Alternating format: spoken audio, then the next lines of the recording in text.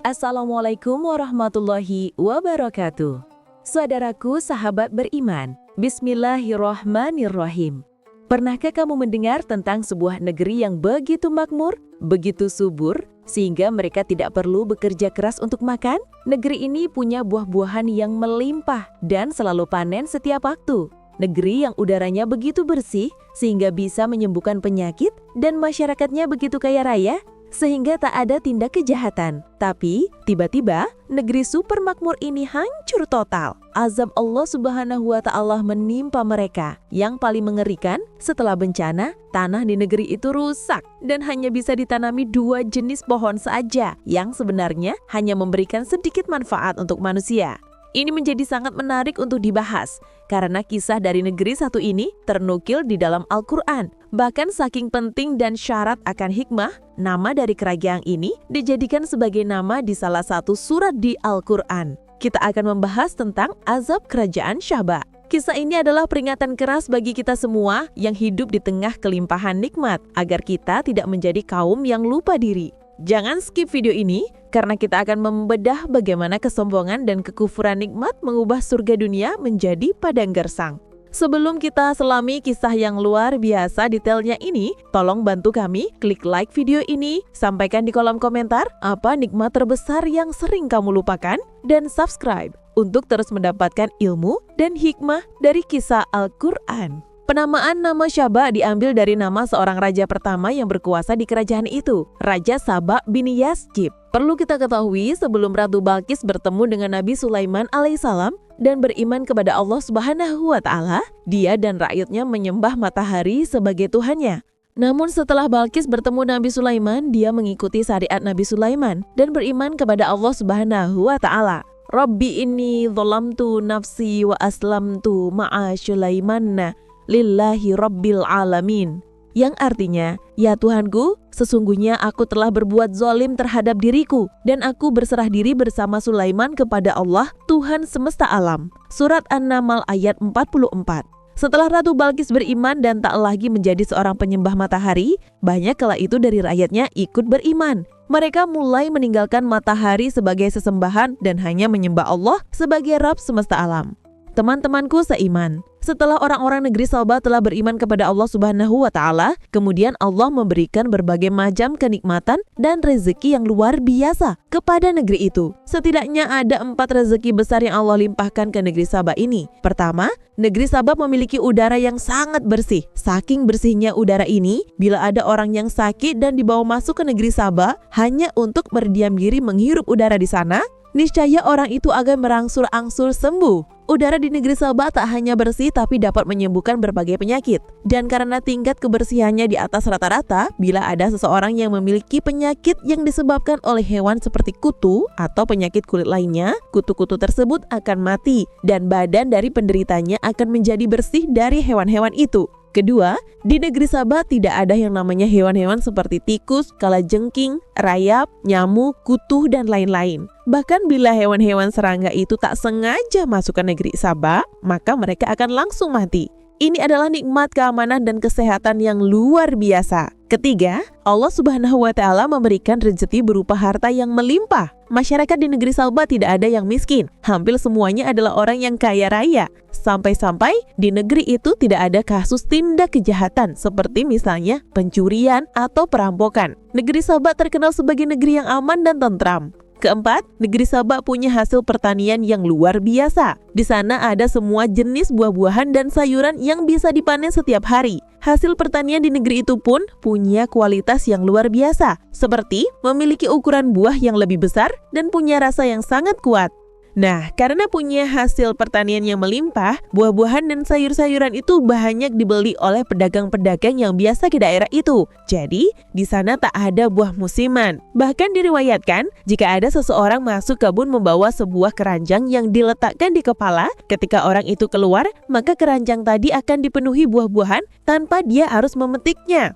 Teman-temanku seiman, di dalam Al-Quran Allah Subhanahu wa Ta'ala berfirman, Laqad kana li sab'in fi maskanihim ayatun janataini ayyaminni wa shimalin.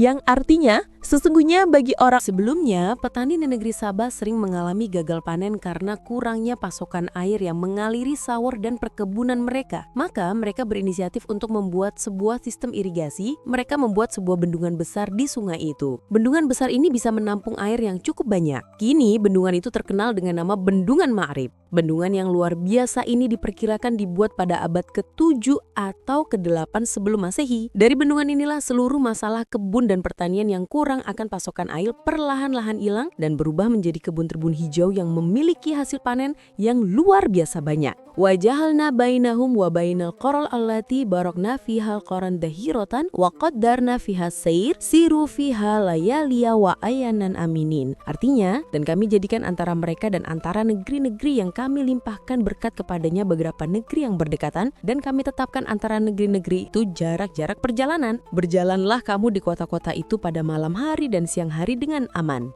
Quran Surah Sabah ayat 18.